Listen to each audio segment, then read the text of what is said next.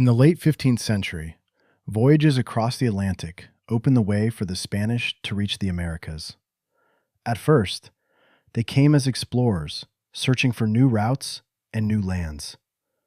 But before long, expeditions of conquest pushed onto the mainland, driven by the ambition to seize gold, silver, territory, and power. From their bases on the Caribbean islands, the Spanish steadily expanded their reach. After Hernán Cortés and tens of thousands of indigenous allies overthrew the Aztec Empire in what is now Mexico, Spanish attention turned south, drawn by rumors of a vast and wealthy kingdom beyond unfamiliar forests, deserts, and seas. Those rumors eventually led Francisco Pizarro to the Andes, the enormous mountain range that runs along the western edge of South America.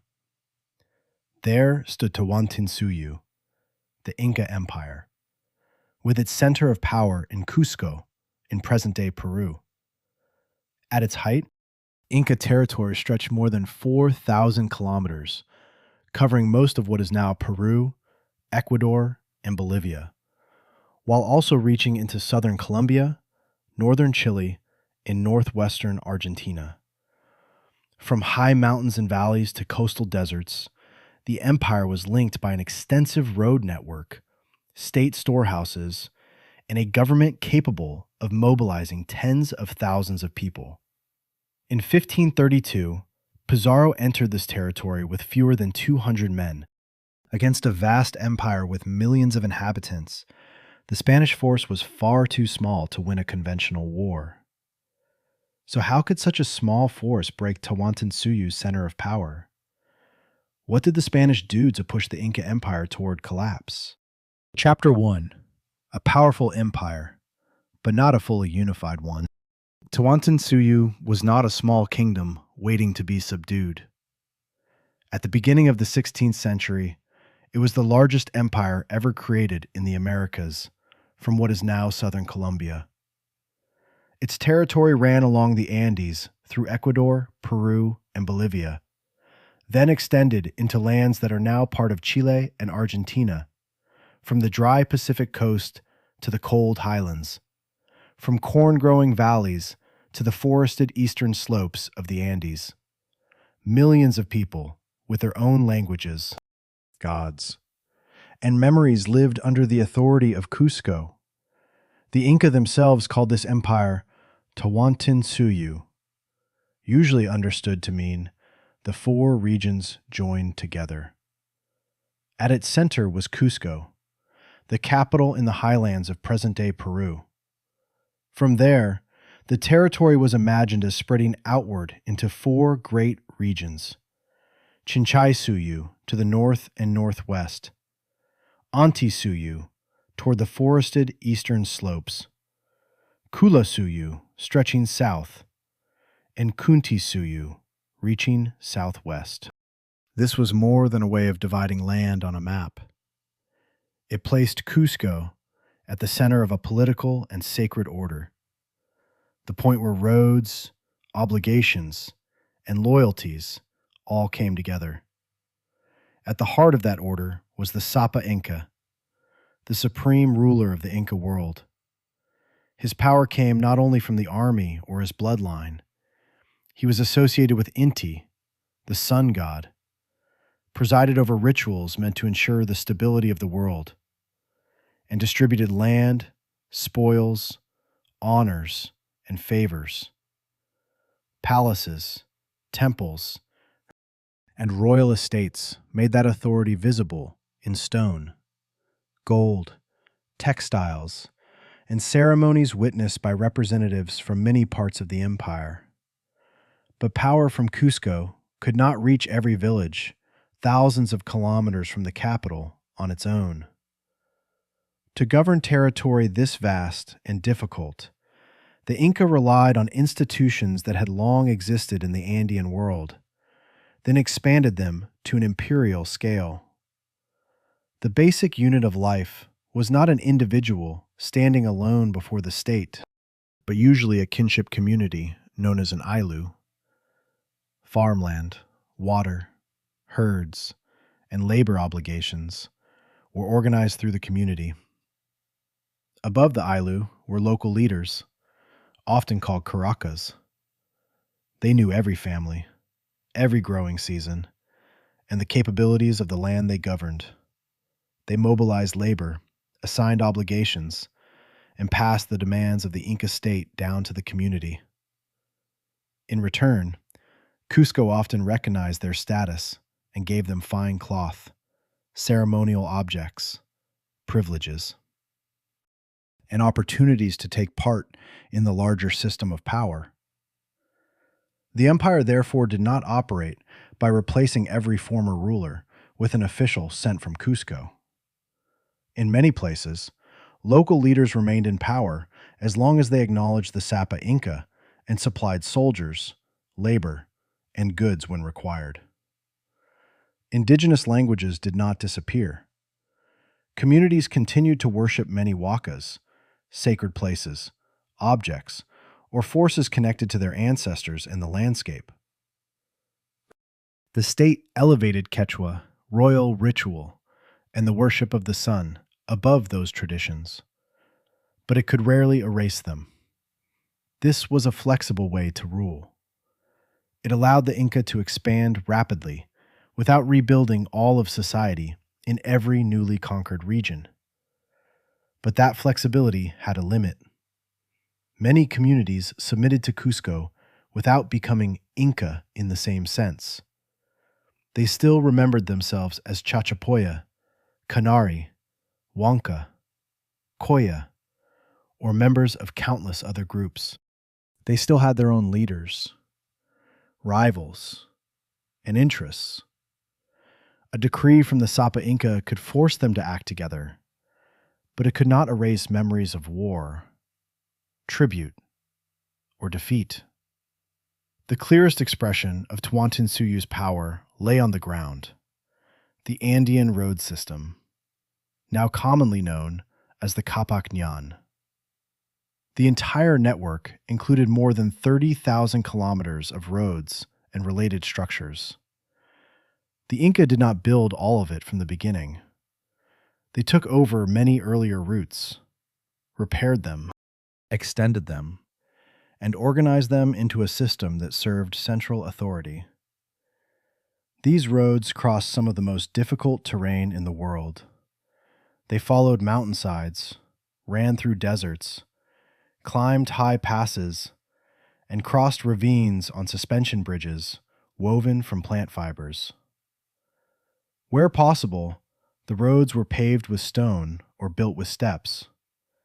Elsewhere, a narrow path was enough for messengers, armies, or llama herds to travel. There were no horses, no wheeled vehicles, and no convoys of wagons carrying food. Most goods were carried on human backs or by llamas. That made every rest station and every storehouse along the road essential. Along the main routes stood tampas, rest stations and logistical centers for officials, messengers, and armies. Nearby there might be kolkas, storehouses filled with corn, dried potatoes, quinoa, cloth, sandals, weapons, and many other supplies. In the cold, dry climate of the highlands, some food could be stored for long periods. When an army passed through, it did not necessarily have to strip every village along the route of food. The state could open its storehouses, issue provisions, and keep people moving farther from home. News traveled through the same network. Relay runners, commonly called chasquis, waited at stations set short distances apart. One runner arrived, delivered a message, or handed over whatever he carried, and the next immediately set out. In this way, information could cover an enormous distance without any one person having to run the entire route. Officials used quipus, bundles of knotted cords, to record and transmit data about population, obligations, stores, and other resources.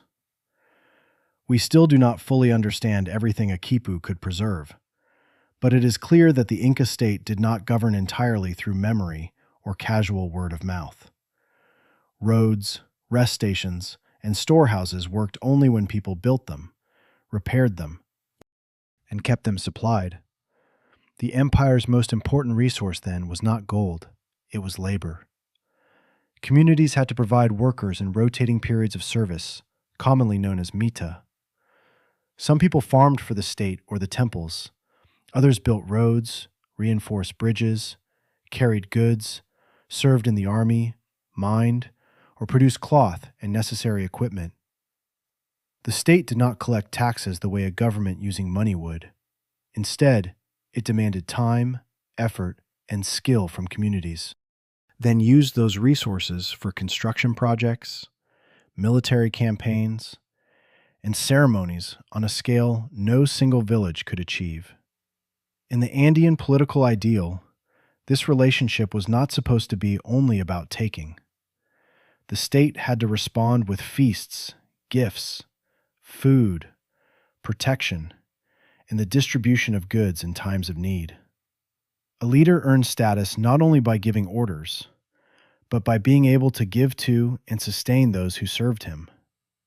Even so, this system should not be turned into a picture of perfect harmony.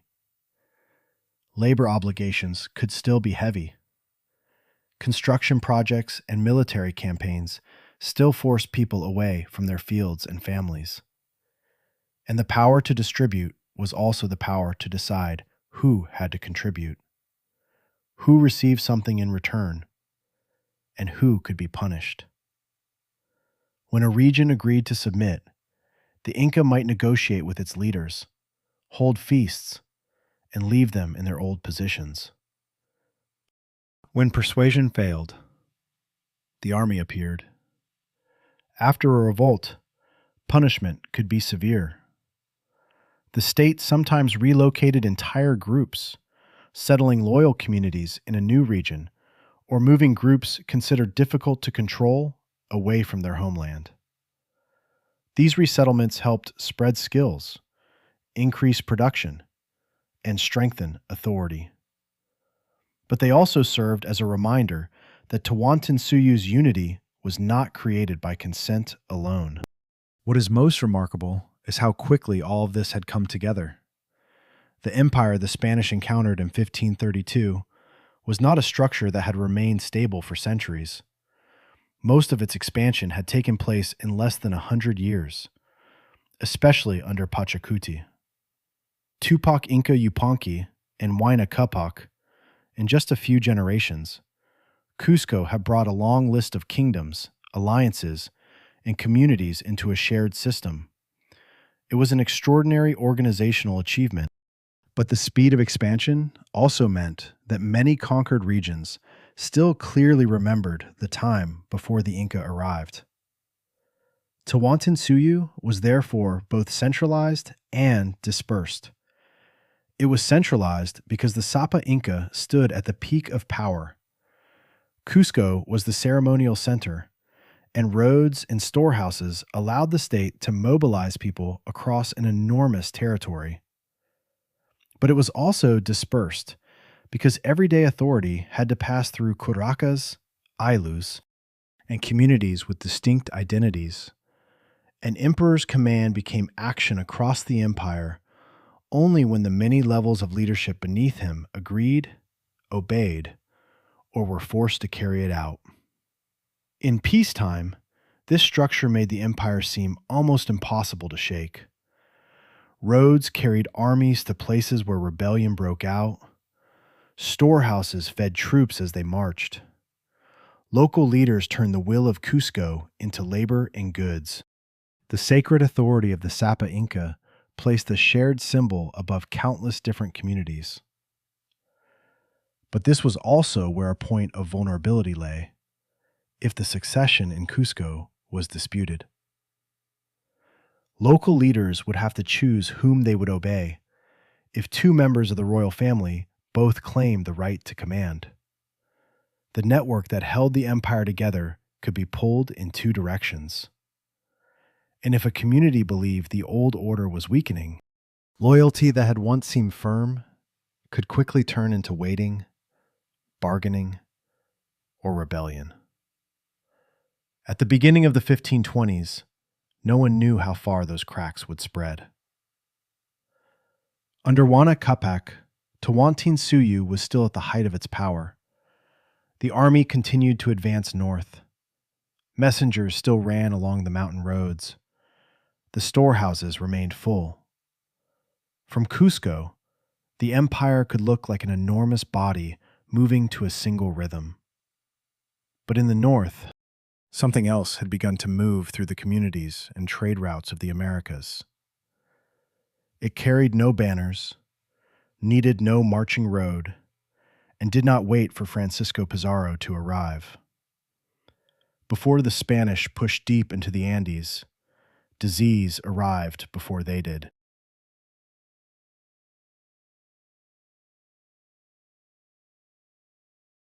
Chapter 2.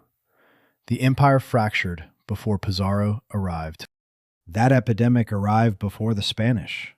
It did not need an army to cross the high mountains, nor did it wait for Francisco Pizarro to find a way into the heart of the Andes. From regions that had already come into contact with Europeans, pathogens could travel with traders and other travelers, passing from one community to the next. Before Pizarro's force had advanced deep into Inca territory, an epidemic had already reached northern Tawantinsuyu. Here, the historical record does not allow the kind of certainty we would expect from a modern medical report. Many historians have long believed the disease was smallpox. Some studies urge greater caution because descriptions recorded after the event are not detailed enough to identify the exact pathogen. The dates also vary from one source to another. What can be said with greater confidence is that sometime in the mid-1520s, while Huayna Capac was in the northern part of the empire, a severe epidemic killed him along with many others in the court and the army.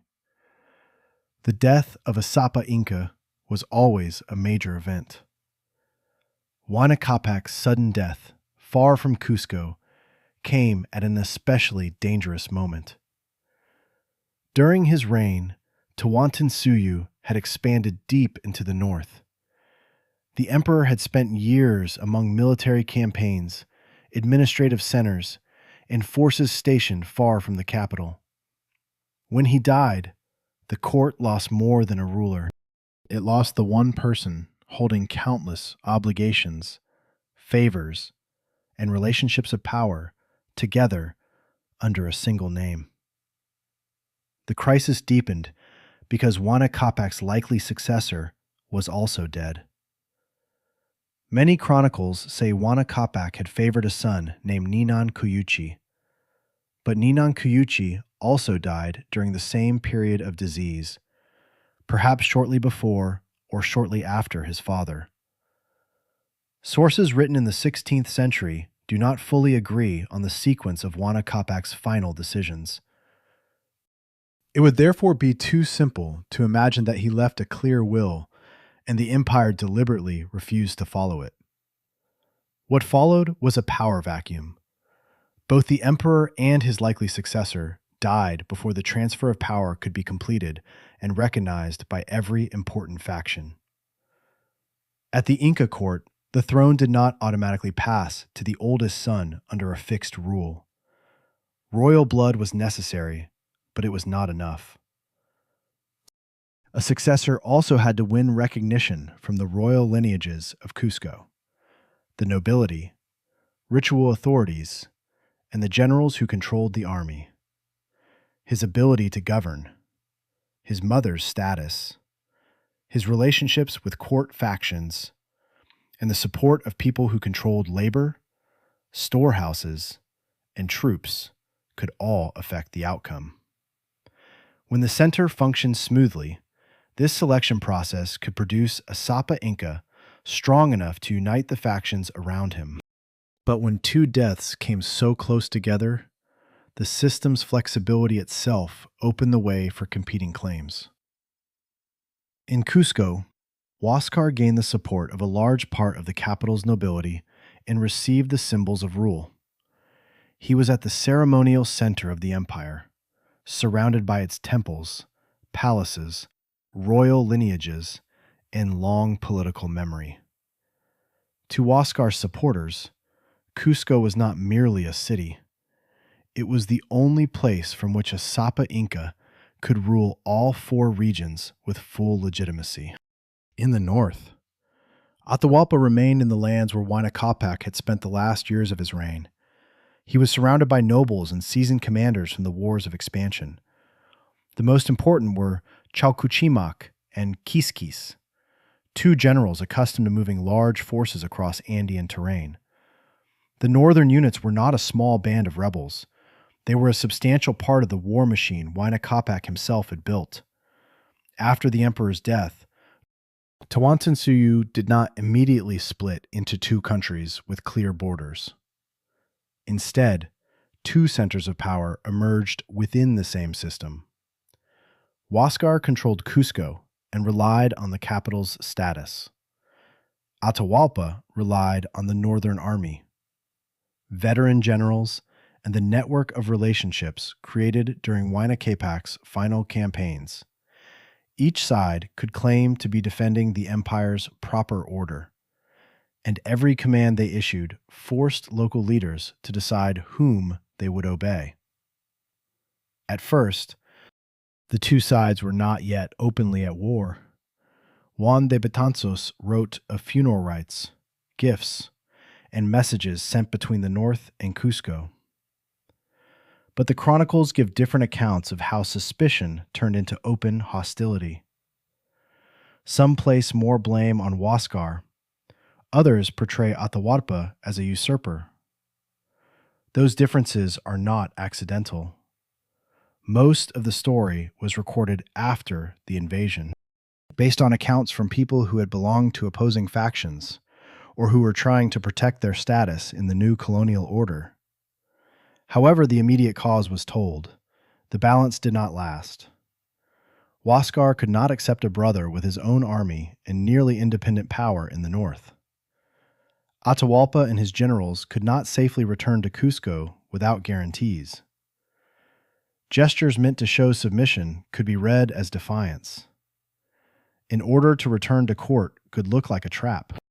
Once trust disappeared, both sides began mobilizing the very tools that had made Tawantinsuyu powerful. The roads that, as the previous chapter showed, could carry messengers and armies across thousands of kilometers, now became the main arteries of civil war.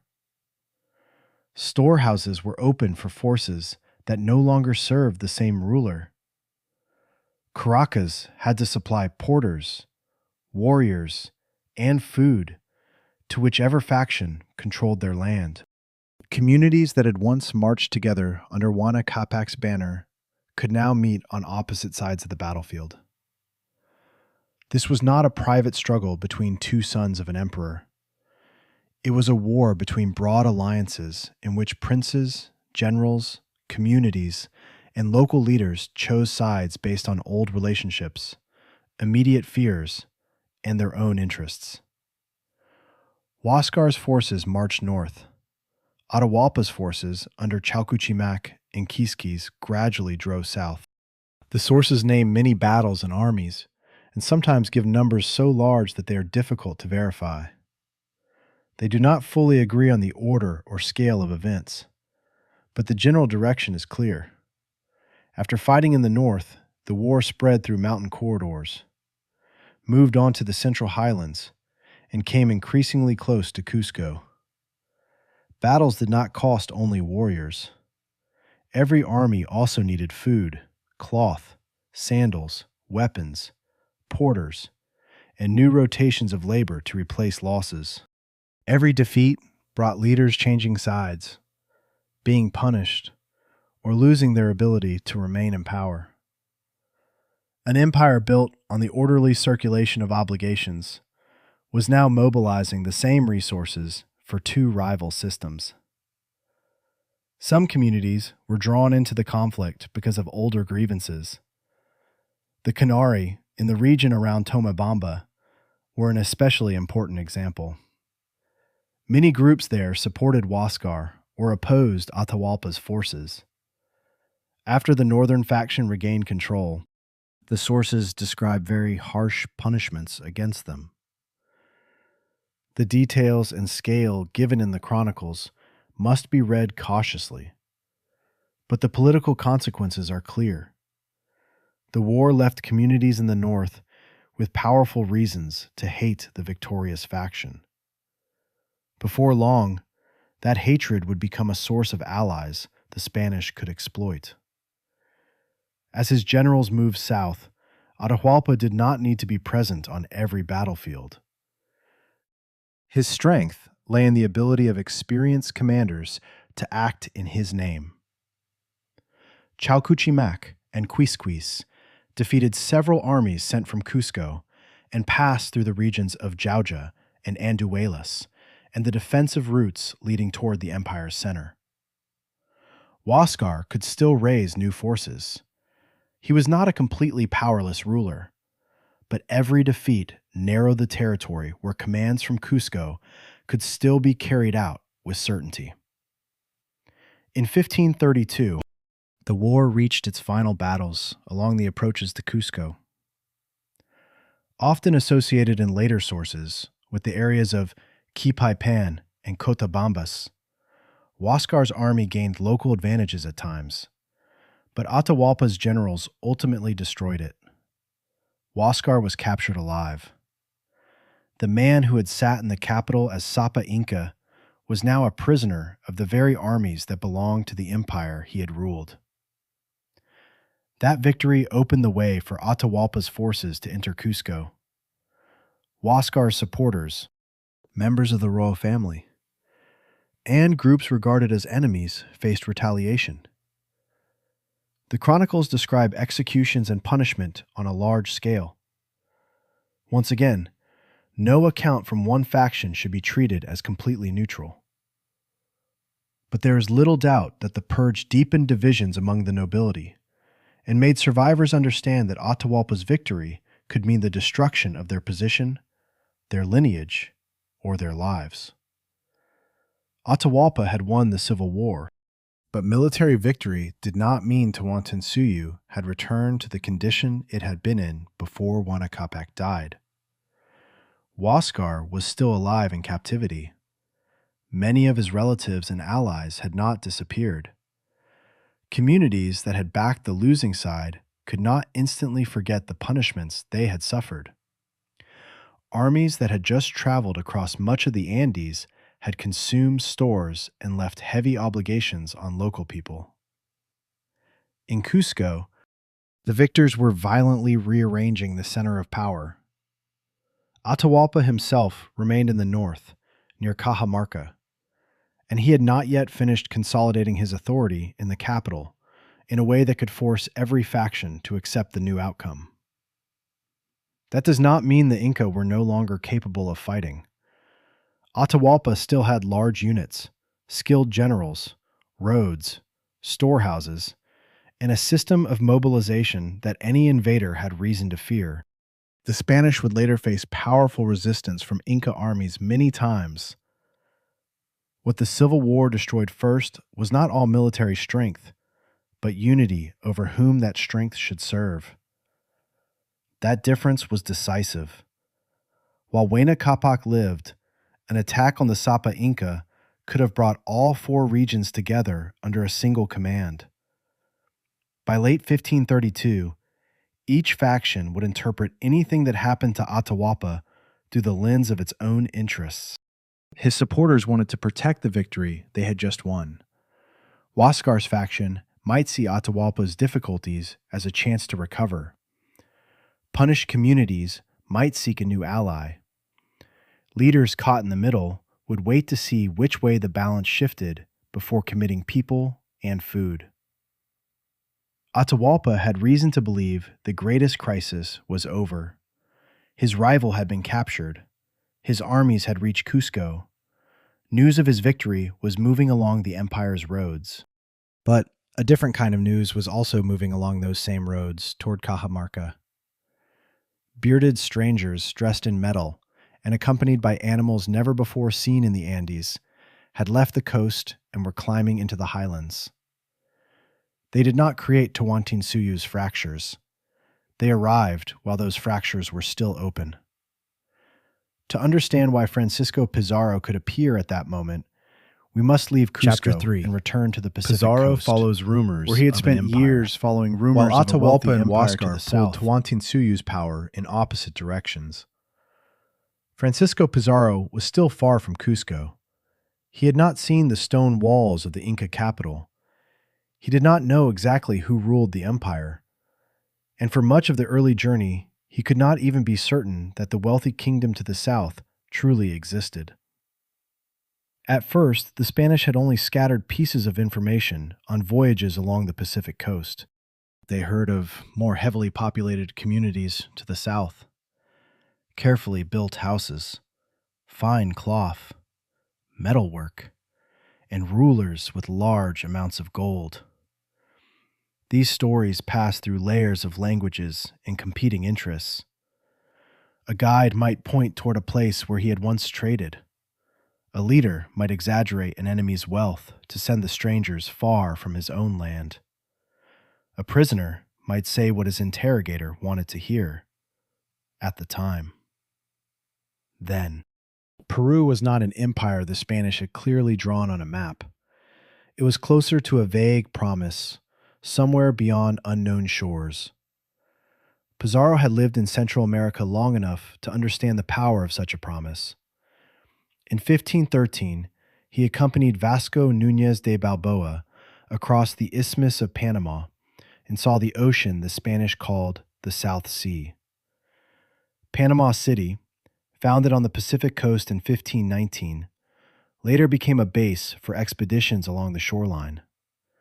By then, Pizarro was no longer young. He had considerable experience in the conquest and settlement of the Caribbean and Central America, but he had not achieved the status he wanted. Hernán Cortés's victory in Mexico showed that an expedition could bring wealth, titles, and the right to govern. The rumors from the south therefore offered Pizarro a chance to lead a conquest of his own. But this conquest did not begin as a campaign prepared in advance by the Spanish king. It began as a private venture. Pizarro entered a partnership with Diego de Almagro and the priest Hernando de Luque. Pizarro led in the field, Almagro recruited men and organized supplies, and Luque helped secure financial backing. The colonial authorities granted permission, but most of the risk remained with the participants and investors. If the venture succeeded, they hoped to share in the spoils, land, and offices of the new order. The first voyage left late in 1524 and quickly showed that rumors were not easily turned into wealth. Small ships sailed down the Pacific coast of what is now Colombia. Heavy rain, mangrove swamps, and inaccessible shorelines made finding food extremely difficult. Disease, hunger, and clashes along the coast caused casualties. When the survivors returned to Panama, the expedition brought back more wounds than evidence of a wealthy empire. Even so, they organized a second voyage in 1526. This time, the pilot Bartolomé Ruiz was sent ahead to explore farther south, off the coast of what is now Ecuador. Ruiz's party encountered a large indigenous sailing raft carrying people and goods. The records do not fully agree, and later accounts may have combined two separate encounters, but the Spanish had found evidence of an organized maritime network. Cotton sails, ropes, pottery, textiles, and ornaments were being carried along the coast. The Spanish were not entering an isolated world. Coastal communities already had their own trade routes, rivals, and spheres of influence. Those networks spread news about the strangers, while also giving the strangers information about societies farther south. Several young indigenous men were taken along and later used as interpreters. Two names that appear often are Felipio and Martinillo. Without them, Pizarro could hardly have asked for directions, found food, negotiated, or understood news from the highlands. Yet every message could be simplified, misunderstood, or altered to suit the interests of the person delivering it. While Ruiz explored, the main group continued to suffer from hunger and disease. The governor of Panama sent a ship to collect those who wanted to abandon the expedition.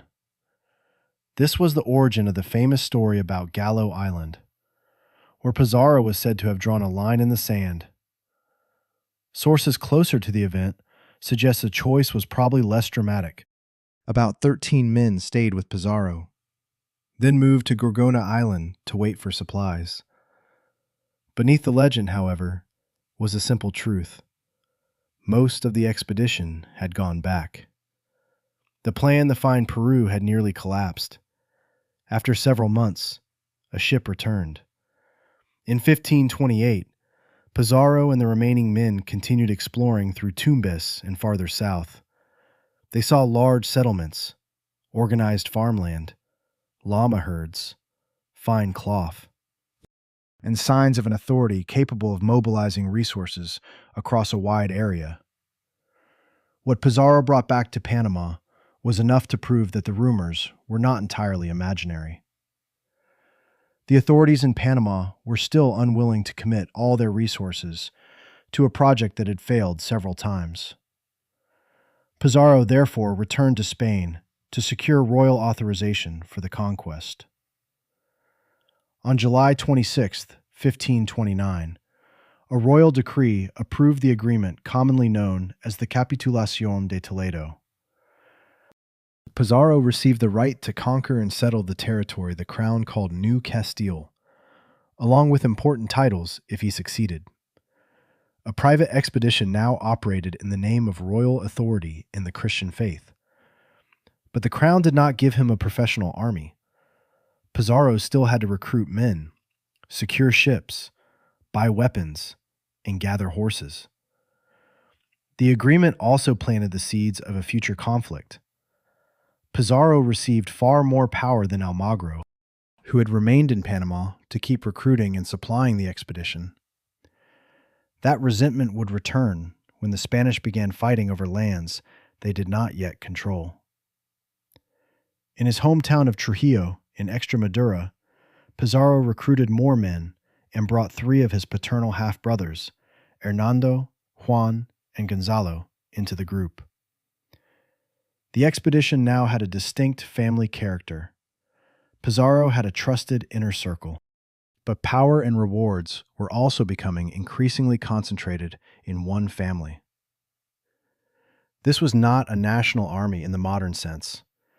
Historian James Lockhart's study of the 168 Spaniards at Cajamarca reveals a mixed group: veterans who had lived in Panama or Nicaragua, recent arrivals from Spain, minor nobles with little property, commoners, sailors, craftsmen, secretaries, officials, and a priest. They knew how to fight, but most were not professional soldiers. Many hoped to become residents, landowners, or officials in the cities they expected to establish. The expedition also included free and enslaved people of African descent, as well as indigenous interpreters, porters, and guides. They often disappear from the figure of 168 Spaniards, even though they helped the expedition move and communicate. There were clear differences in rank even among the Spaniards. Men who owned horses invested more and were usually promised a larger share of the spoils than men on foot. Around the beginning of 1531, Pizarro left Panama with 3 ships, roughly 180 men, and about 30 horses. The numbers changed as people joined, stayed behind, died, or left the expedition. The figure of 168, commonly used for Cajamarca, is based on a list of those who later received shares from Atahualpa's treasure, but it does not include every person who helped keep the expedition alive. The coastal route remained full of disease and violence. at Cajamarca, seized gold and valuables, helped Pizarro keep the expedition from falling apart. On Puna Island, the Spanish were drawn into a serious conflict. Reinforcements, led by Sebastian de Benalcázar and Hernando de Soto, later brought more men and horses. These conflicts showed Pizarro that indigenous communities did not form a single united side. The people of Puna and Tumbes had their own feud. Local leaders might cooperate with strangers against a closer rival, then turn against the Spanish once they understood their purpose. These were political choices in a world where conflicts already existed. When the expedition returned to Tumbes in 1532, the place that had impressed them during the earlier exploration no longer matched their memory. Disease and war with Puna, along with the broader upheaval of the Inca Civil War, had devastated the region. Accounts gathered there and along the route helped the Spanish gradually piece together a picture of two brothers fighting for power. They knew Huascar was associated with Cusco. They heard that Atahualpa was in the north with a large force. But information arrived in fragments, through people who might love or hate either faction. Pizarro did not have anything resembling an objective account of the empire.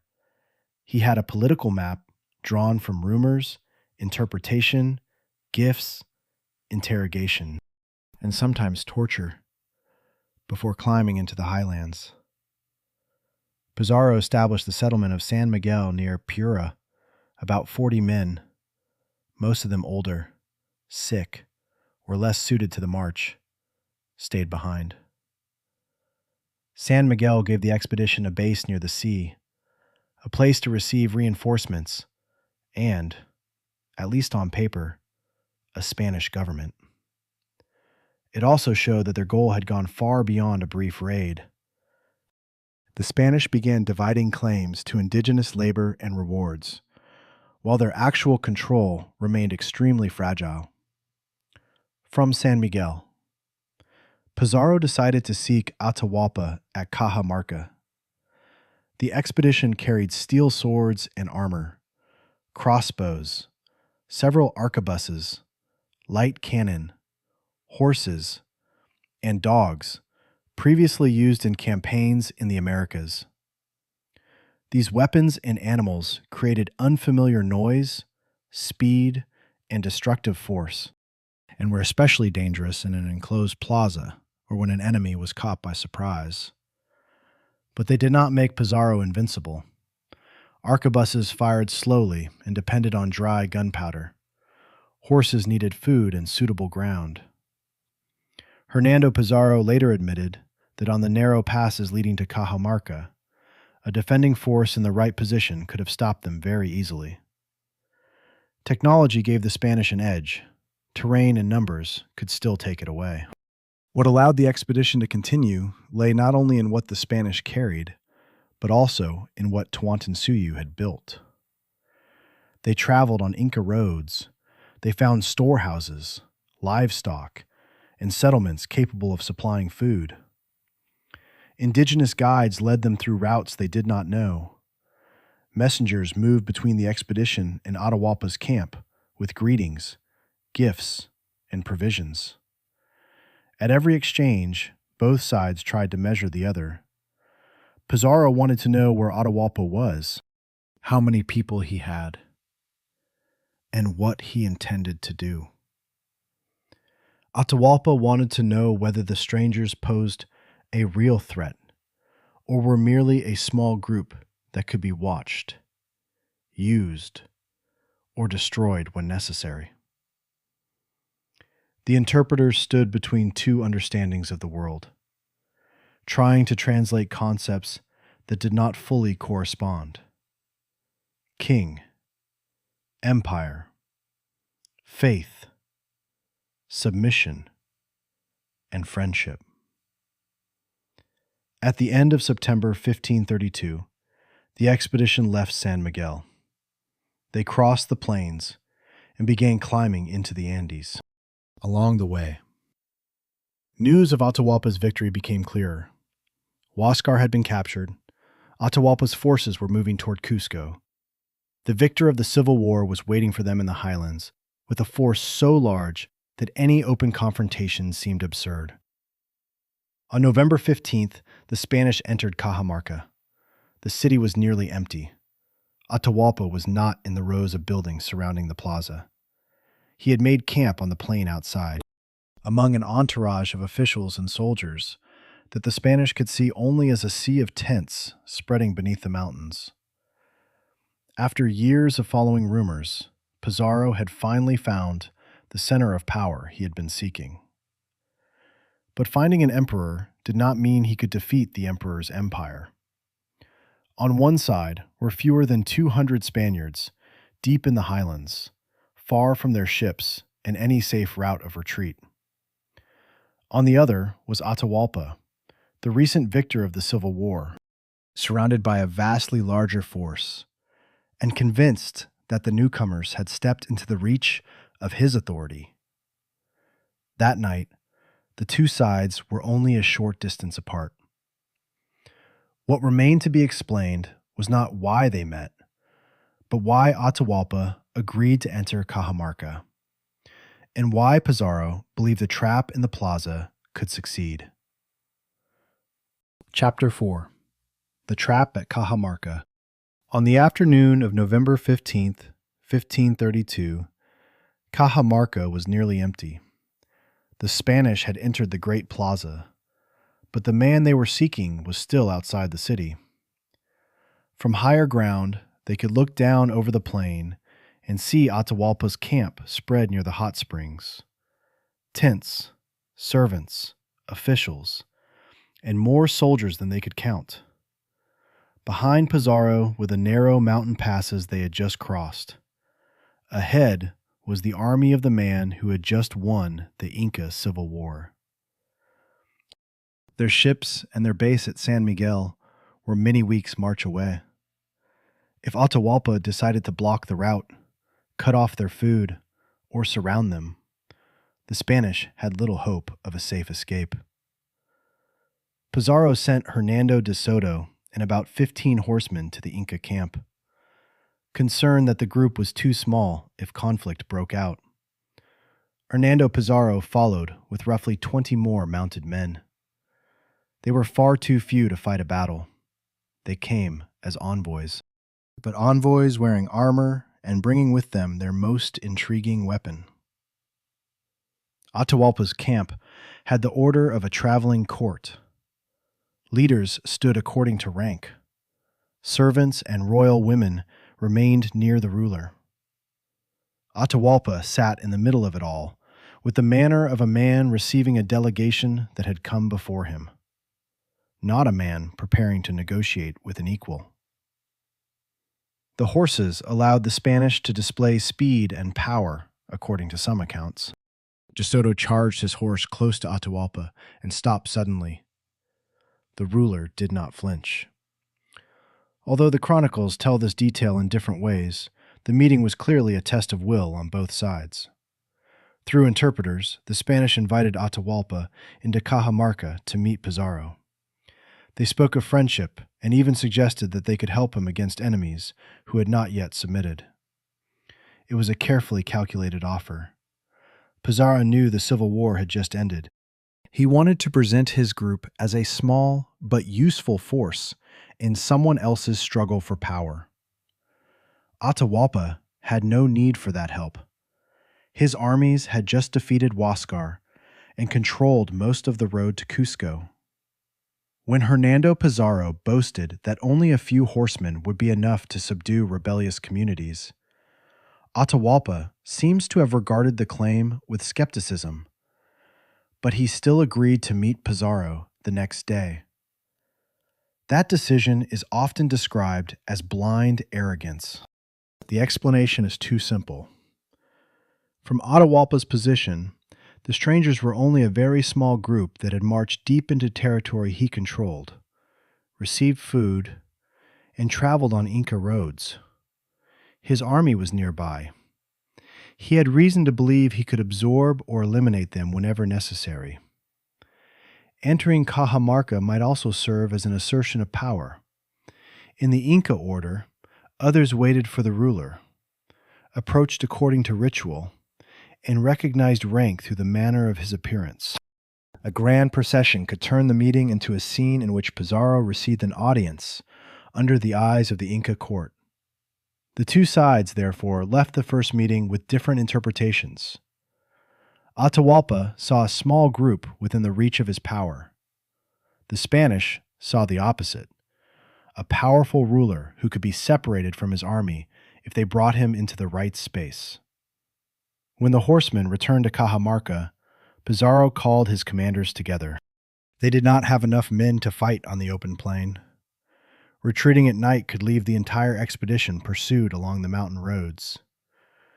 Staying in place and waiting for Atahualpa to decide their fate was hardly safe either. The only option left was a plan with an extremely narrow objective: not to destroy the Inca army, but to capture its leader alive. The Spanish were familiar with the practice of capturing a ruler and holding him for concessions. The tradition of warfare on the Iberian Peninsula treated captured nobles as valuable hostages. In the Americas, the Spanish had also seized indigenous leaders and then used those leaders' authority to control their communities. Cortez's seizure of Moctezuma in Mexico offered a recent example. But Cajamarca was not a copy of a formula guaranteed to work. Pizarro was still improvising with very few men. The setting made the plan possible. The Cajamarca Plaza was a broad open space surrounded by rows of buildings and long halls. The Spanish divided their forces among the structures around it, hiding cavalry and infantry from the approaching procession. The gunner, Pedro de Candia, was positioned with several small cannon where they could fire into the plaza. Groups of horsemen waited behind openings in the buildings.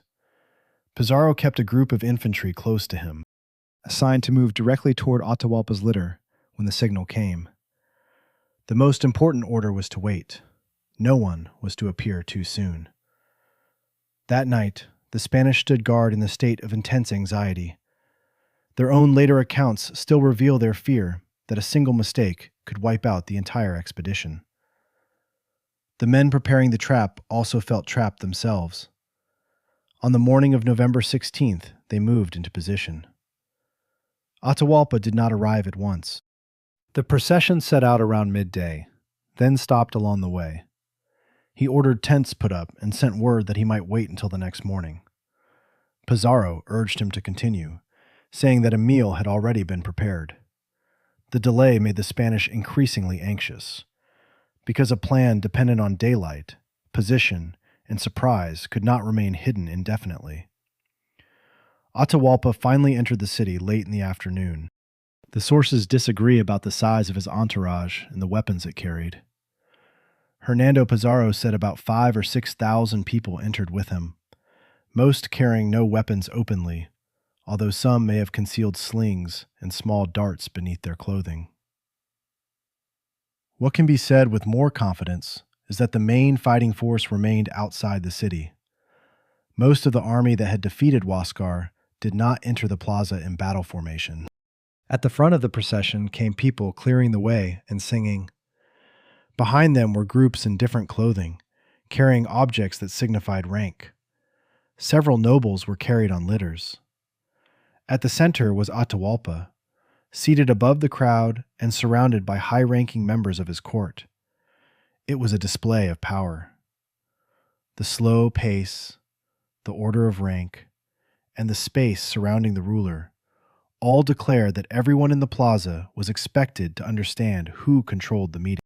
When the Inca procession reached the center, they could not see Pizarro. The doorways and rows of halls seemed silent. Horses, armor, and weapons had been concealed. Atahualpa sent people to look for the men who had invited him, then demanded that they appear. At that moment, his understanding still seemed reasonable. The ruler had arrived. While the strangers were hiding from the ritual of an audience, The man who came out was not Pizarro, but the Dominican friar Vicente de Valverde, accompanied by an interpreter. What happened next is one of the most difficult scenes of the conquest to reconstruct with precision. Accounts differ over the exact words, the sequence of actions, and even the type of book Valverde carried. Some sources say it was a Bible. Others call it a book of the Gospels or a breviary. Valverde communicated demands concerning the Christian faith, the authority of the Pope, and the sovereignty of Emperor Charles V. Translating those concepts into another language and political system in a matter of minutes made it almost impossible to preserve their meaning. Atahualpa was being asked to recognize a king across the ocean and a religion he had never been taught, on the authority of an object the Spanish regarded as the written word of the sacred. To Valverde, the book was evidence of divine revelation. To Atahualpa, there was no obvious reason why a silent object should prove the stranger's right to rule. Many Spanish sources say he asked to hold the book, examined it, and then threw it down or allowed it to fall to the ground. Some later accounts add that he held it to his ear and heard nothing. The precise gesture cannot be known, but the central disagreement is clear. Atahualpa did not accept the demands placed before him, and he also required the Spanish to explain what they had taken and the harm they had caused along the way. Valverde returned to Pizarro. Accounts left by the conquerors turned the book's fall into a religious insult and a reason to act. But the attack had not been improvised in that moment. The cavalry was already hidden. The cannon was in position. The fighting groups had received their assignments in advance. The exchange with Valverde did not create the trap. It provided a justification for a trap that had already been prepared. The signal was given. Cannon fire. Gunshots.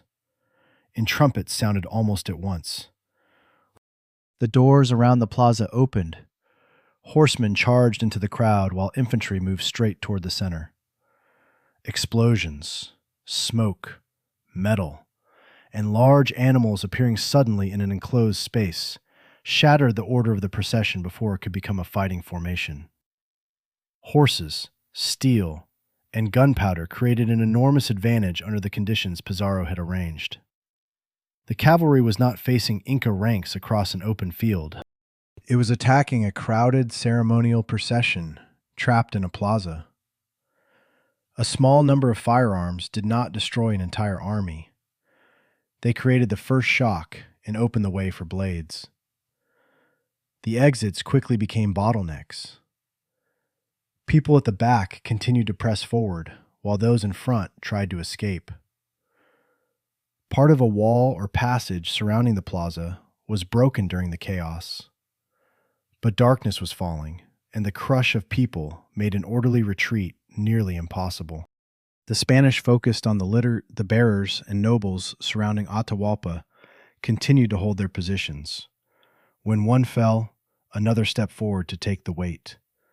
This action protected the ruler while also making it impossible to conceal his location. Spanish infantry cut down the people supporting the litter, trying to bring it down without killing the man they wanted to capture. Pizarro rushed forward and seized Atahualpa, while stopping another soldier from stabbing the valuable prisoner. He received a cut on his hand, a wound that stands out in Spanish sources because almost no other Spaniard was seriously injured in the attack. The litter was overturned or lowered. The Sapa Inca was pulled from the crowd and taken under guard into a room. The killing continued until dark. It is impossible to determine exactly how many Andean people died in the plaza and along the routes of escape.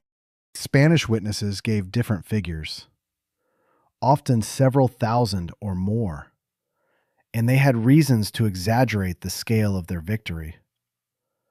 One fact is beyond dispute. The Spanish suffered almost no deaths, while Atahualpa's entourage took enormous losses.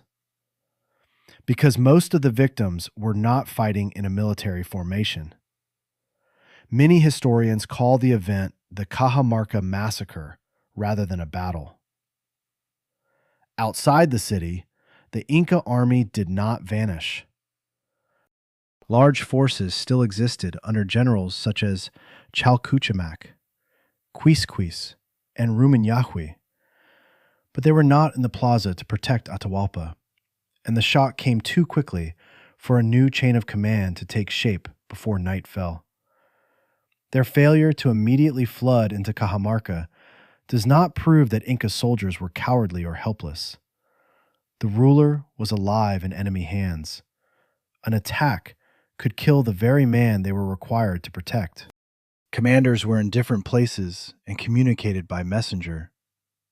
While the Civil War had left loyalties and the right to command unsettled, no one could be sure whether the Spanish intended to kill Atahualpa or use him to negotiate.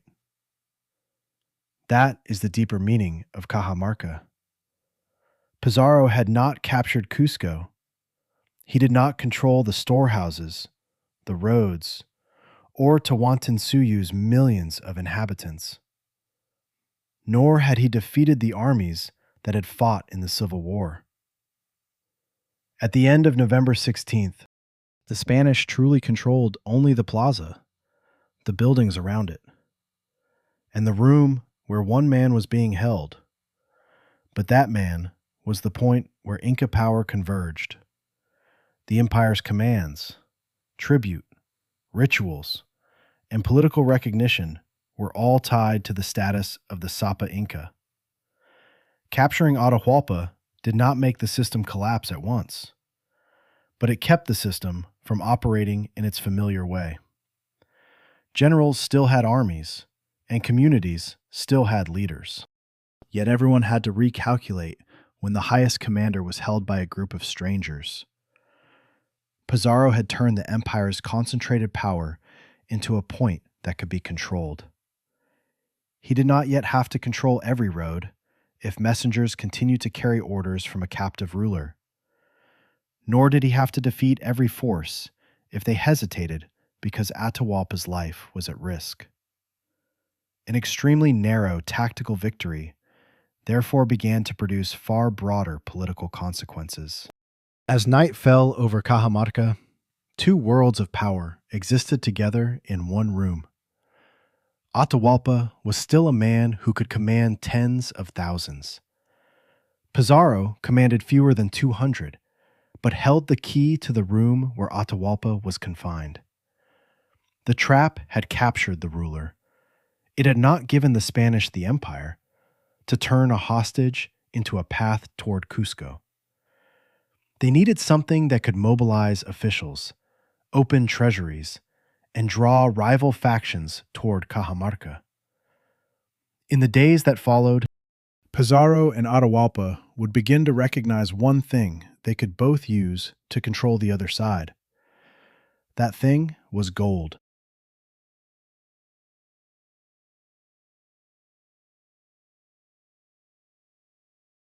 Chapter 5: The Room of Gold and the Death of Atahualpa. The morning after the massacre. Atahualpa was still alive. He was no longer seated on a litter among thousands of servants and nobles. He was in a room in Cajamarca, guarded by the men who had just killed much of his entourage. But beyond that room, Tawantinsuyu's roads were still functioning. Messengers could still run through the mountains. Local officials still received orders. Treasures in the major centers still belonged to an empire the Spanish did not control. Pizarro held the Sapa Inca captive. Atahualpa still possessed the ability to make people act from far away. In that strange balance, gold became the language of negotiation. According to Spanish accounts, Atahualpa quickly recognized that his captors were especially interested in gold and silver. He made an offer on such a scale that it later became a symbol of the entire conquest. One room would be filled with objects of gold as high as he could reach to mark the wall. Silver would be delivered in an even larger quantity, commonly described as enough to fill another room twice. Early sources called this a ransom. The exact terms of the agreement, however, are not as clear as those of a modern contract. Not every contemporary account says that Pizarro firmly promised to release Atahualpa once enough metal had been delivered. What is more certain is that Atahualpa used treasure to save his life, and in the hope of recovering some degree of freedom. While the Spanish agreed to let the collection process begin, from Atahualpa's perspective, the offer made sense. Gold was not the only, or even the most important, foundation of Inca power. Tawantinsuyu did not operate through metal currency as the Spanish economy did. The Sapa Inca's power came from land, labor, storehouses, herds, roads, community obligations, and the obedience of local officials. Gold and silver had enormous ritual, political, and aesthetic value. But giving away part of the treasure did not mean surrendering the entire ability to rule. Atahualpa may have believed he was exchanging objects that could be replaced for the vital authority of a living ruler. The Spanish made a completely different calculation. Gold could be melted down, divided, and carried across the ocean. It could pay debts and buy horses, ships, and weapons. Under the rules governing spoils, 1/5 belonged to the Spanish king. The rest could make the expedition's participants wealthy men. The treasure was therefore both a reward for what they had already done and capital for future conquests. But to obtain the gold, the Spanish had to rely on the very system they were disrupting, from captivity. Atahualpa sent orders to distant centers. Objects began to arrive in Cajamarca from palaces, temples, and treasuries. Groups of people traveled on Inca roads, stopped at Inca stations, and received labor from communities within the empire. The Spanish did not have enough people to find, dismantle, and carry such a quantity across hundreds of kilometers of high mountains on their own. They needed the prisoners' remaining authority. A party led by Hernando Pizarro traveled to Pachacamac, the great sacred center on the coast. Others were sent to Cusco. They returned with metal sheets that had covered walls, along with vessels, plates, seats, statues, and many finely crafted objects. In the eyes of the communities that had made or worshipped them, each object had its own form, history, and place. In the conqueror's ledgers, those objects gradually became weights and measures of purity. That transformation was an important part of the conquest. The objects were not only taken from the places where they belonged, they were also stripped of their former meaning and turned into divisible bars of metal. Indigenous metalworkers were mobilized to do the melting. Human and animal figures, ceremonial objects, and decorative sheets vanished into the furnace. Craftsmanship did not increase anyone's share. Only the amount of gold and silver left after refining was counted. Spanish distribution records list a total of about 1,326,000 pesos of gold and more than 51,000 marks of silver. Converting 16th century units into modern weights can only be approximate, but the amount was equivalent to more than 6 tons of gold and over 11 tons of silver. Such large numbers can make the room of gold seem like the whole story. In reality, what matters more is how the treasure was distributed. 1/5 was set aside for Emperor Charles V. Men with horses usually receive larger shares than the infantry. Commanders and men of status received more than those of lower rank. Ownership of a horse, an office, or a personal relationship with Pizarro could determine how wealthy a man became after only a few months, Dividing the gold therefore reinforced the internal order of the conquering force, even as it created more resentment among those who believed they had received too little. Diego de Almagro arrived in Cajamarca with reinforcements while the treasure was still being collected. The newcomers made Pizarro less isolated, but they did not receive shares equal to those of the group that had taken part in the ambush. Defining the treasure as the ransom of a prisoner captured before Almagro's arrival allowed Pizarro's group to protect its share. A room full of gold did not unite the conquerors. It made the question of who had the right to take how much more urgent. As gold moved toward Cajamarca, Atahualpa continued trying to manage the succession crisis. Huascar, the paternal half-brother who had just lost the Civil War, remained a prisoner of Atahualpa's faction. Once the Spanish learned that another living man had a claim to the throne, they could use him as a counterweight. The sources generally hold Atahualpa responsible for ordering Huascar's death while he was being brought north, although they tell the circumstances and the chain of orders differently.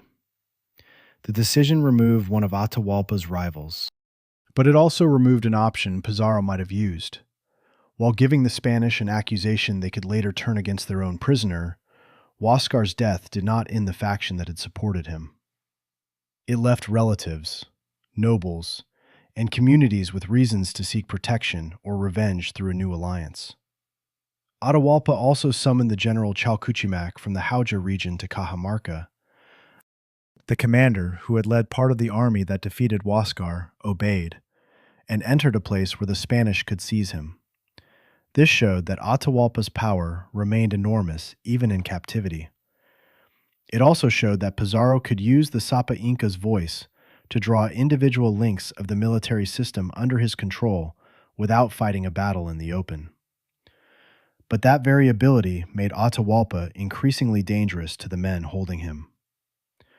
While the treasure was still arriving, the Spanish had a reason to protect the prisoner's life.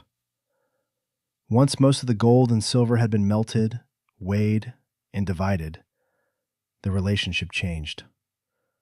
Atahualpa was no longer necessary in the same way.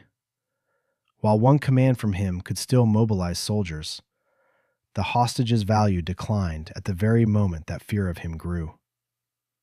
Rumors of gathering forces spread around Cajamarca. Spanish sources spoke of troops from Quito or armies preparing to rescue Atahualpa. Ruminawi's name often appears in accounts of a threat from the north. But the size and location of these forces, and even the reality of an attack plan, are difficult to confirm. The Spanish were living in a land they did not understand, receiving news through several layers of translation, and knowing that if a large army came close, the gold they had divided would not open an escape route. That fear was not completely imaginary. Inca armies still existed. Quisqui had forces near Cusco. Rumiñahui retained influence in the north, and many commanders and communities had not submitted to the Spanish. But the accounts left by Pizarro's faction had a clear reason to turn this danger into evidence that Atahualpa had betrayed them. Pedro Sancho, Pizarro's secretary, later wrote that once the melting was complete, a document was proclaimed in the plaza. Atahualpa was released from his obligation to deliver gold, but would remain confined for security. That language reveals the essential point. The Spanish could declare that Atahualpa had fulfilled his part of the agreement without admitting that they were now obligated to set him free. From then on, the question was no longer whether the room held enough gold. The question was whether Pizarro could advance toward Cusco while leaving behind a living Sapa Inca who could issue orders and still had loyal armies. A judicial proceeding was held under those circumstances. The lists of charges in later sources are not identical.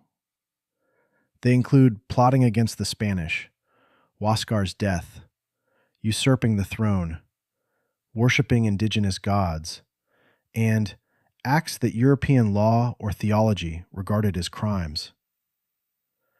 But Atahualpa was never given anything resembling a fair trial. His captors were simultaneously the accusers, judges, and beneficiaries of his death. All communication had to pass through interpreters. The charge of treason also assumed that he had truly become the subject of a king across the ocean, simply because the Spanish demanded it. Even sources defending Pizarro described the discussion in a revealing way.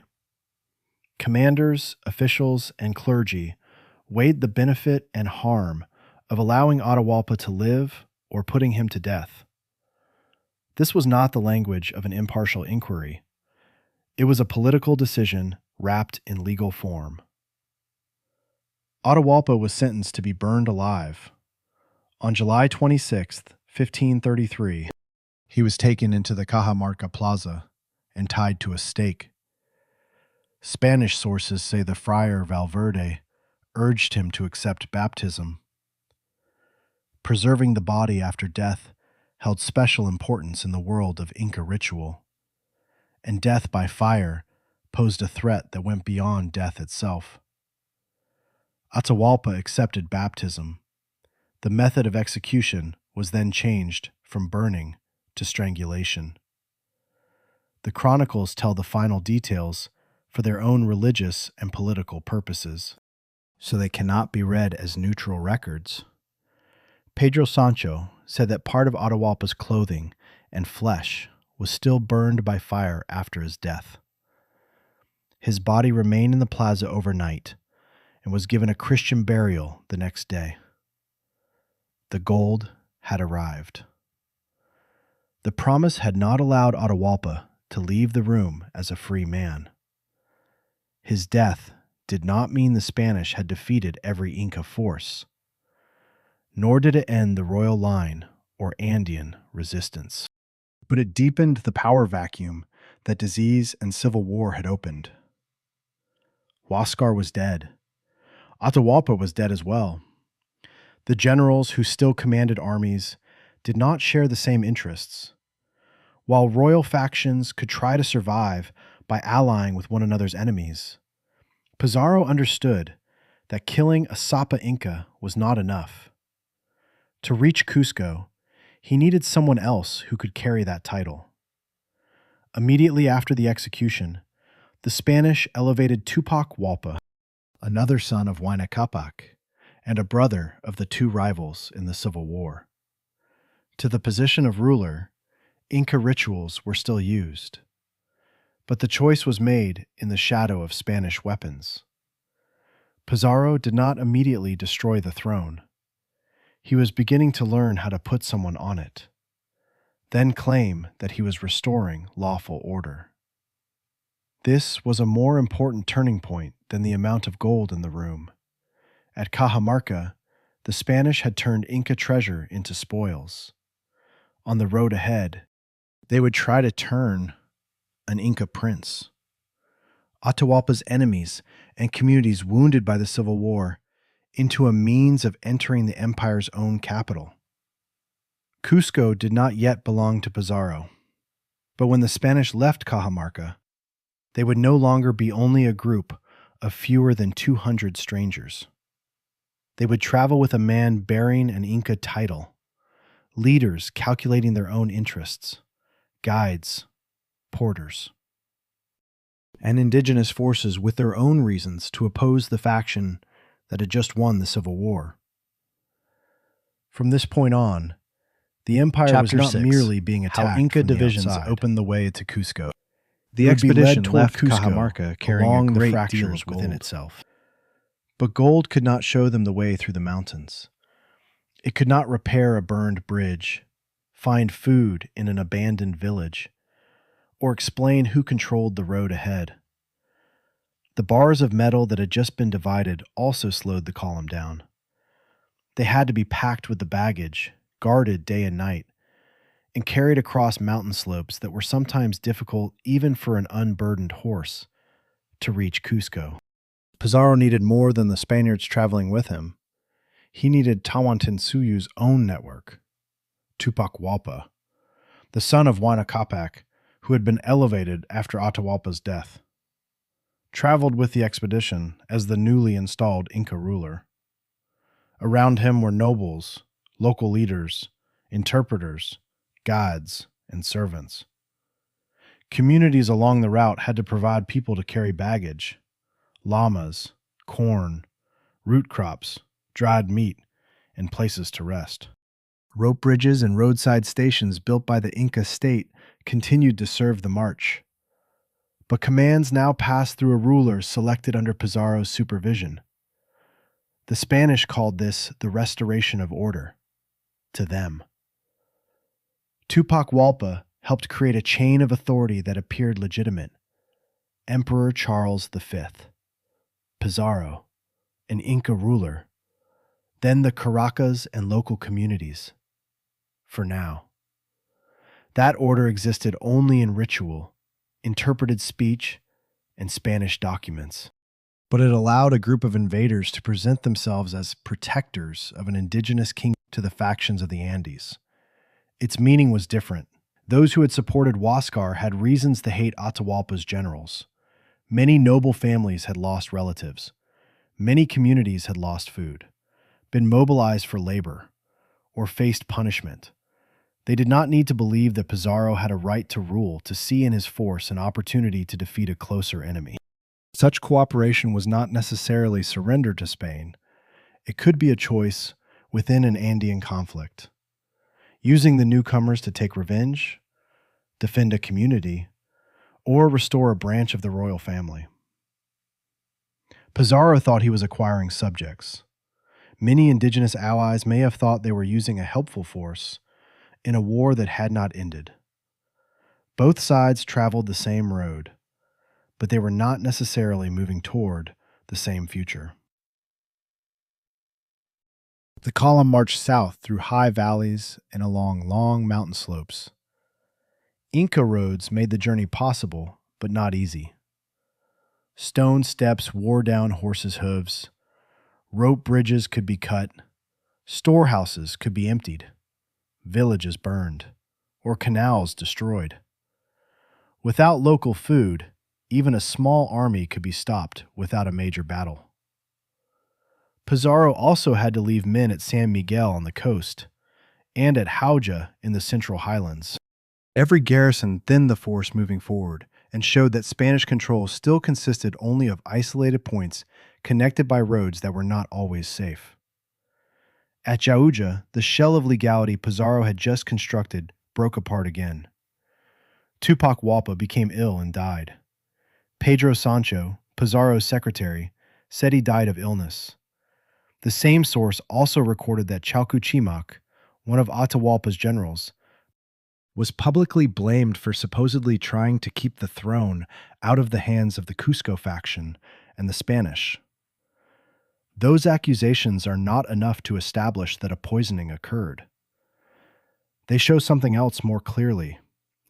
Every death in the expedition was now immediately interpreted through the struggle over succession. Once again, Pizarro no longer had the Inca ruler he intended to use to enter the capital. Chalcuchimac still traveled with the group under guard. He understood the northern armies and the terrain ahead, which made him both valuable and frightening. Most of the Spanish information had to pass through interpreters, and everyone providing that information had interests of their own. Accusations that he had poisoned someone, communicated in secret, or committed treachery, therefore cannot be read as entirely independent facts. What is certain is that forces loyal to Atahualpa had not disappeared. Quisquis still commanded troops in the Cusco region. He was not leading a small remnant wandering after defeat. He was the general who had just helped win the Civil War. With soldiers, experience, and the ability to use the empire's roads.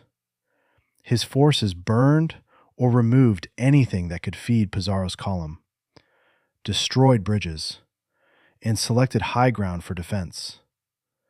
They understood that cavalry was most dangerous on open ground, where horses could gain speed and turn to attack again. in ravines, on steep slopes, or among stone steps. That advantage was greatly reduced. The advance to Cusco was therefore not a victory parade after Cajamarca. Pizarro sent Hernando de Soto ahead with a mounted force. Their task was to scout the route, hold bridges, and keep Quisquis's forces from having enough time to concentrate. But the farther they traveled from the main force, the more vulnerable the advance party became to isolation. In the mountain pass region commonly associated with the Battle of Vilcacanga, that danger became real. Spanish accounts give very large numbers for the enemy and very small ones for themselves. Those figures must be treated cautiously. The essential course of events, however, is fairly clear. Inca forces occupied high ground. De Soto's men had to bring their horses up a long slope after hours of travel. When men and animals were exhausted, sling stones, spears, arrows, and charges came down from above. Here, horses no longer caused the terror they had created in the Cajamarca plaza. They breathed heavily, slipped on stone, and could not build speed. Several Spaniards were killed. Many men and horses were wounded. Inca warriors attacked animals that fell behind, grabbed their tails, or surrounded riders separated from the group. In Sancho's account, a horse's head was cut off and raised as a trophy. The image carried a practical meaning. The strange animal was not invulnerable. It could grow tired, bleed, and die. De Soto brought the survivors onto relatively level ground. The two sides camped close to one another through the night, while the Spanish kept their horses saddled. Unlike at Cajamarca, the Inca forces had chosen the terrain and the moment. If the advance party was destroyed, Pizarro would lose the most important part of his cavalry before he ever saw Cusco. Reinforcements brought during the night by Diego de Almagro and other groups following behind changed the balance the next morning. When the Incas saw that the number of horsemen had grown, they withdrew across the high ground. The Spanish kept the road open, but Vilcacanga did not prove that they could not be defeated. It proved the opposite. Once surprise was gone and the terrain restricted the horses, the difference between survival and disaster might be nothing more than reinforcements arriving at the right moment. After the battle, Chalcuchimac was accused of secretly telling Quisqui how to arrange the ambush. Although the surviving account comes largely from men defending the decision to put him to death, Pizarro had the general put in chains and burned alive at a stop before Cusco. Sancho wrote that he refused conversion and called out the names of Pachacamac and Quisqui. Beneath the language of religious justification lay a simple fact. Pizarro was not certain he could control Chalcuchimac, so he removed him. After Atahualpa and Tupac-Hualpa, another center of power from the victorious Civil War faction had disappeared. Each death removed a rival who might rally an army against the Spanish. But it also made them more dependent on a different Inca branch. Pizarro still needed someone who could turn an invasion into a return. That person was Manco Inca Yupanqui. Manco was another son of Huayna Capac. Still young and connected to the Cusco nobility, threatened by Atahualpa's faction, according to Spanish accounts, he had been forced to avoid the northern armies in order to survive. When he met Pizarro before the expedition entered the capital, Manco offered intelligence and forces to fight Quisquis. His choice should not be viewed only through what happened later. Manco could not yet know the full form colonial rule would take. What he could see more immediately was that Cusco lay under the shadow of the army that had killed or hunted his faction. An alliance with the Spanish offered him a chance to return to the capital, drive out Quisquis, and reclaim the position he believed belonged to his lineage. Pizarro needed Manco just as urgently. Manco could mobilize people, knew the routes into Cusco, and had connections to local leaders. He supplied guides, warriors, food, and information.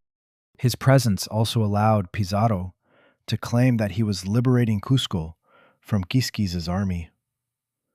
Manco wanted to use the Spanish to defeat an Inca enemy. Pizarro wanted to use Manco and his supporters to seize the center of Tawantinsuyu. Each side had reasons to believe that after victory, it would be able to control the other. With information and support from the Cusco faction, the column reached the last hills before the capital. Quisquis still tried to stop them. Smoke rose from places his forces passed as they withdrew. A clash took place on the mountainside near the city. Spanish cavalry attacked, but it did not fight alone.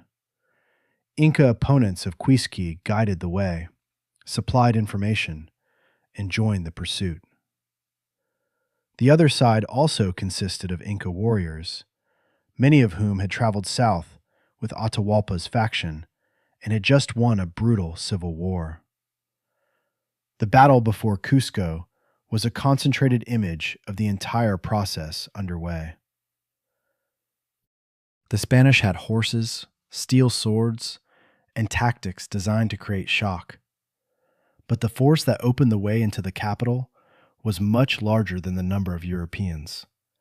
It was a temporary combination of foreign technology, royal conflict, hatreds left by civil war, local intelligence, and thousands of hands that kept the column moving. Quisquis withdrew from the capital region rather than leave his entire force trapped in one decisive battle. The retreat preserved part of his army and allowed resistance to continue elsewhere. It also left open the most important political and ceremonial center of the empire. On November 15th, 1533, almost exactly 1 year after arriving at Cajamarca, Pizarro and his force entered Cusco. Spanish sources emphasize that they entered the city without fighting another major battle that day. That description is misleading without the events of the preceding weeks. The road to Cusco had passed over destroyed bridges, through burned villages, ambushes, the Battle of Vilcabamba, and fighting just outside the city. The capital was not simply handed over to fewer than 200 men. It was left open after one Inca faction, supported by the Spanish and other indigenous allies, drove another Inca faction out. Cusco appeared before them, with paved streets, water channels, and palaces built by generations of Sapa Incas. Sacsayhuaman stood above it. Near the center was Coricancha, the Temple of the Sun, once decorated with gold. This was not merely a wealthy city. It was the place where the power of the 4 regions was organized into one whole.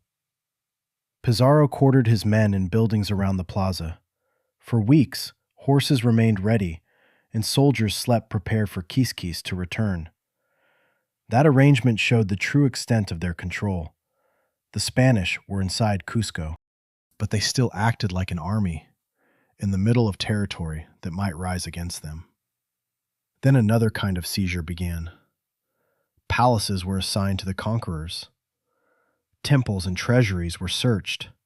Gold and silver were stripped from their ritual settings, melted down, and divided according to rank. In Spanish ledgers, Cusco became a set of numbers. In the Inca world, every palace, temple, and waka belonged to a network of memory that weighing metal could not record. Taking the city, therefore, meant more than standing in its plaza. It meant changing who had the right to command, changing the meaning of its buildings, and transferring the resources of the capital into a new order. But the new order still could not operate without old rituals. Soon after entering Cusco, Pizarro installed Manco as Inca. Manco observed the period of ritual abstinence and appeared before the nobility according to indigenous custom. Caracas offered signs of submission. The Spanish raised Charles V's banners and read a document requiring the lords to acknowledge a king they had never met. Every word passed through interpreters, and armed men stood around the plaza. Two political systems had been laid on top of the same ritual. To Pizarro, Manco ruled under the Spanish emperor. To many people in Cusco, he was the son of Huayna Capac, who had returned through an alliance and driven out Quisquis's faction. That difference did not yet erupt, because the two sides still shared an enemy. Manco could gather thousands of warriors. The Spanish could march with them, then call those campaigns acts of pacification in the king's name. This is how a small group began to take hold of an empire far larger than itself. They did not replace the entire Inca system in one day.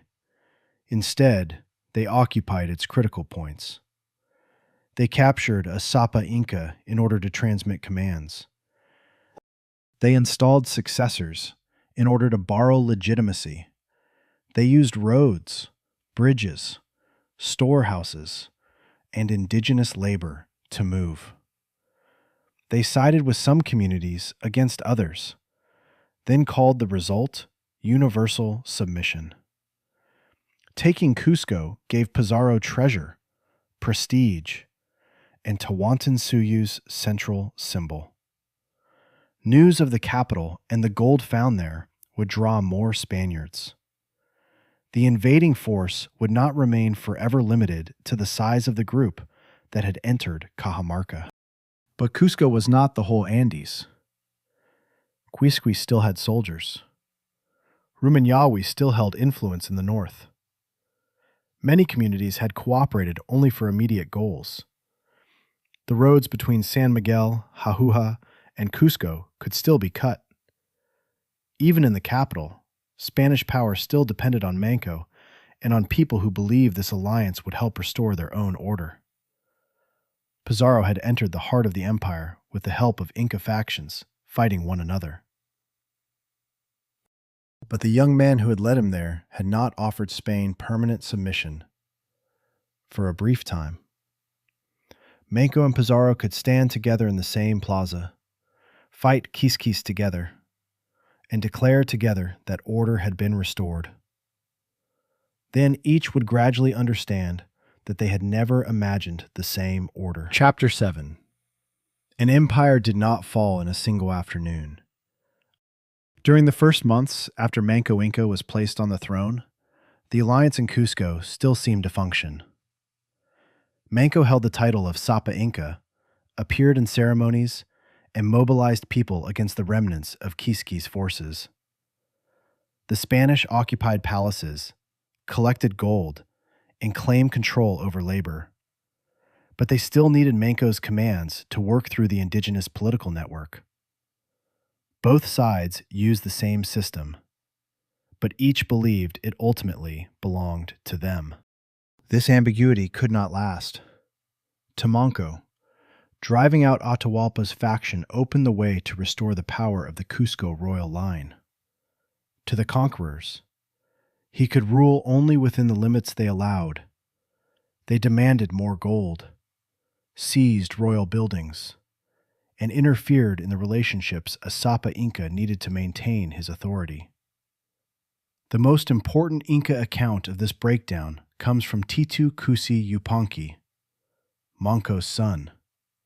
In 1570, at Vilcabamba, he told his father's story to a Spanish priest so a secretary could record it. The text was created decades after the events, through interpreters and for political purposes, so it cannot be considered neutral. Even so, it preserves what the conqueror's accounts often minimize: the confinement, humiliation, and abuse. Manco and his family suffered in the capital itself. Manco did not merely lose treasure. He gradually lost the ability to act as an independent ruler. He tried to leave Cusco once and was captured again. Then, in the spring of 1536, he persuaded Hernando Pizarro to let him leave the city, according to Spanish sources, by promising to reveal the location of a golden statue. Once beyond their control, Manco did not go looking for treasure for the men who held the capital. He sent orders to gather forces. The timing was no accident. Francisco Pizarro was in the newly established coastal city the Spanish called Lima. Diego de Almagro had taken a large force south on an expedition to find a territory of his own in Chile. The conquerors were divided among cities, expeditions, and disputes over the right to rule. After years of reacting to other people's decisions, Manco chose a moment when his opponents were scattered to regain the initiative. By May 1536, the mountainsides around Cusco were filled with forces that had answered his call. Chronicles sometimes speak of 100,000 soldiers or more, but the exact figure cannot be verified.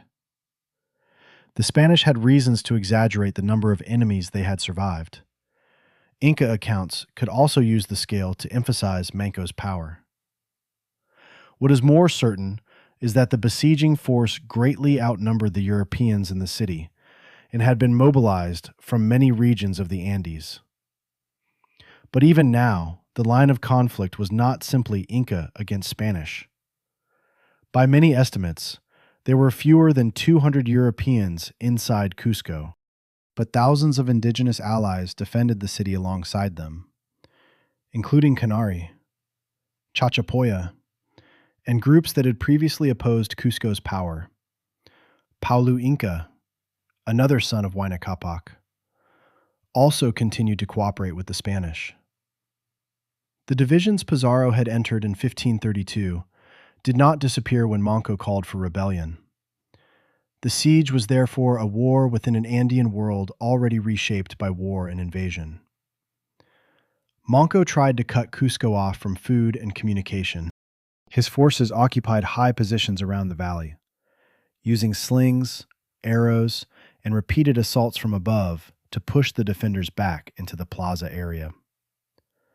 Fire spread across the rooftops. Sacsayhuaman, the great complex overlooking the city, became a decisive position because whoever held it could apply direct pressure to the center of Cusco. The Spanish and their allies counterattacked up the slope to retake Sacsayhuaman. During the fighting, Juan Pizarro suffered a head wound and later died. The death of one of Francisco Pizarro's brothers showed that this was no longer a one-sided ambush like Cajamarca. Manco's forces had learned more about horses, knew how to exploit steep terrain, and could place the conquerors in real danger. Elsewhere, this adaptation was even clearer. At Ollantaytambo, Manco positioned his forces on stone terraces and high ground, where cavalry could not use its speed effectively. Water was channeled onto the lower ground, making the field unfavorable for horses. Stones and projectiles came down from above. A Spanish attack was forced to retreat. Manco no longer regarded horses as creatures that could not be resisted. He and his commanders had observed, experimented, and learned how to attack their limitations. If European technology alone determined every outcome, battles like these could not have happened. Manco's counteroffensive also reached Lima in an effort to cut communications between the coastal city and Cusco. For a time, the two Spanish centers were largely left to fend for themselves. Appeals for help were sent to other colonies. New men and horses began arriving through the Spanish Empire's maritime network. By this point, the force Manco faced no longer resembled the small band that had entered Cajamarca. Since Cajamarca, gold had helped the Spanish pay and attract more people. They had founded coastal cities, maintained supply routes by sea, and connected the campaign in Peru to a wider colonial world. They were still a minority, but no longer an isolated expedition trapped in the mountains. Just as importantly, indigenous allies continued to keep those footholds alive. In Lima and Cusco, indigenous allies fought, carried water, supplied food, watched the mountain roads, and delivered information to the Spanish side. They were not necessarily choosing Spain over a shared Inca identity. They were acting on older hostilities, obligations, and interests that the invasion would then transform. Manco could mobilize an enormous force, but he could not compel every community in Tawantinsuyu to understand the war in the same way.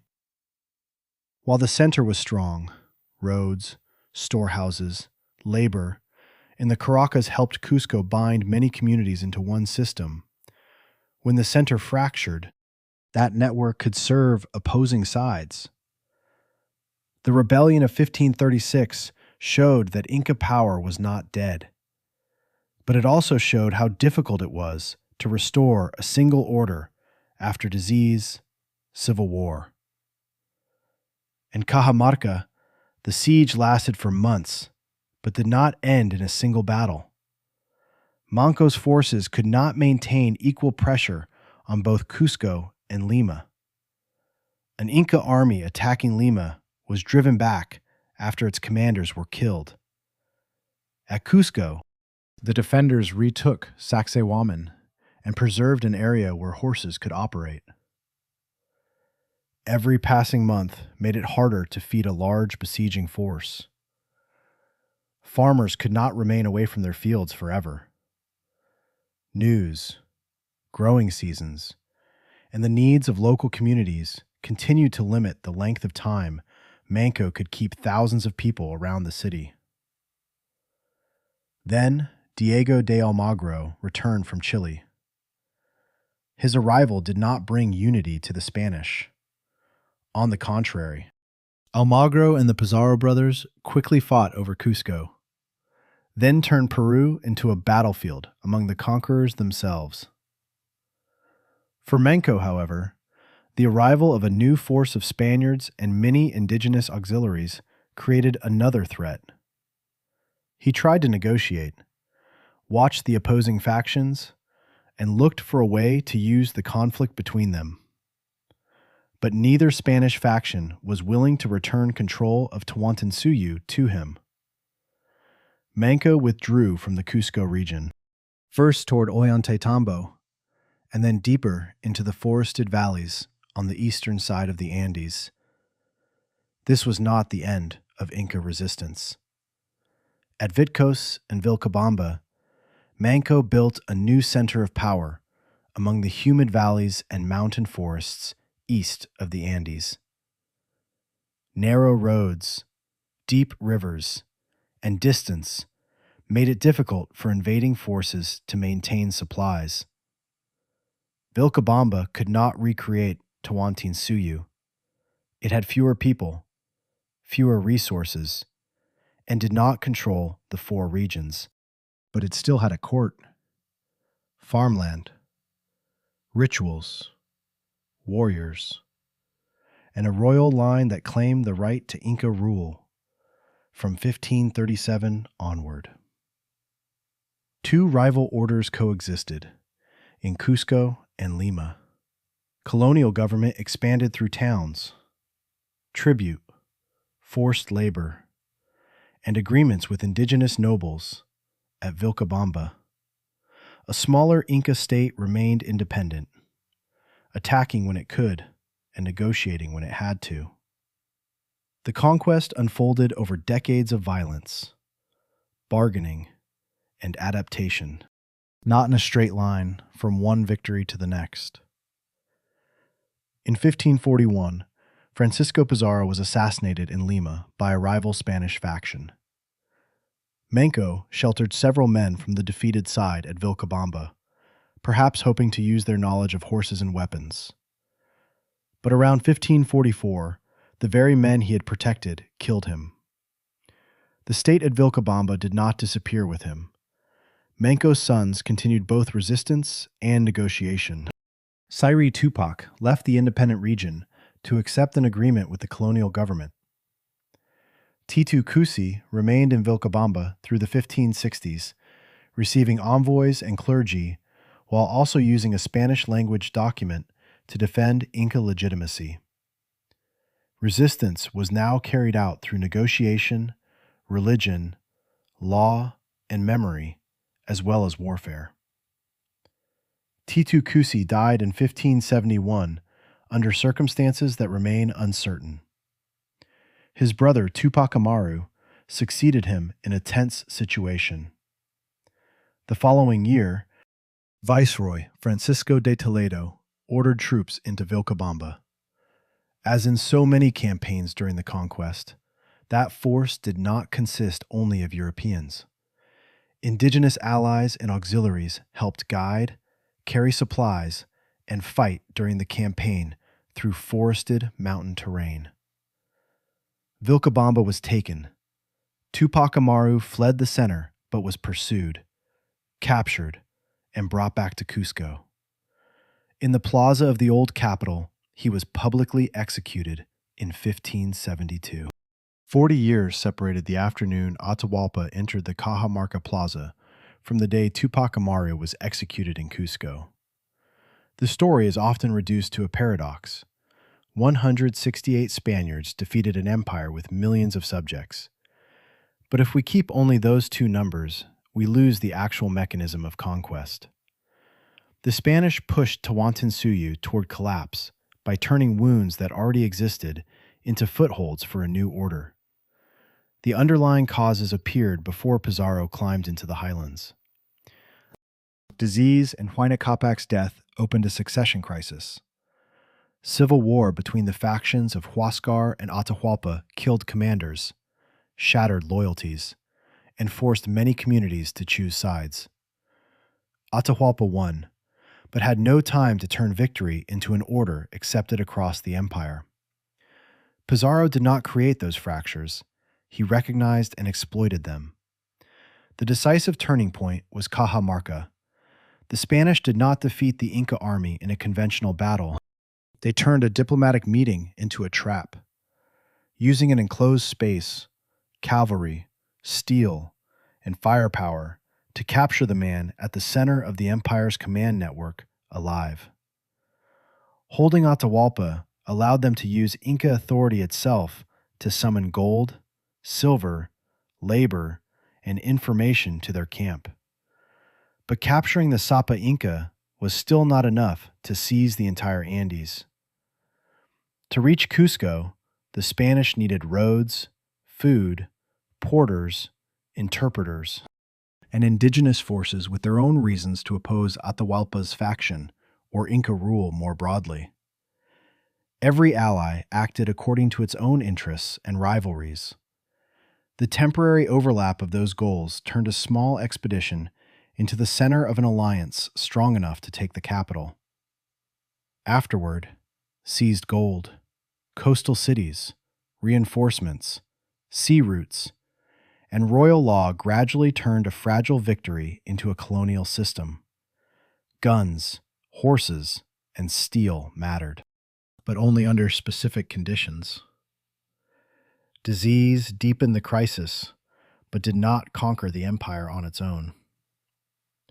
Civil war created an opportunity, but that opportunity became conquest only through kidnapping, coercion, alliances, and years of warfare. No single cause explains the outcome by itself. We also need to be precise about what actually collapsed. It was the ability of a court in Cusco to mobilize the four regions as an independent political order. That ability did not disappear at Cajamarca, or even when Cusco was taken.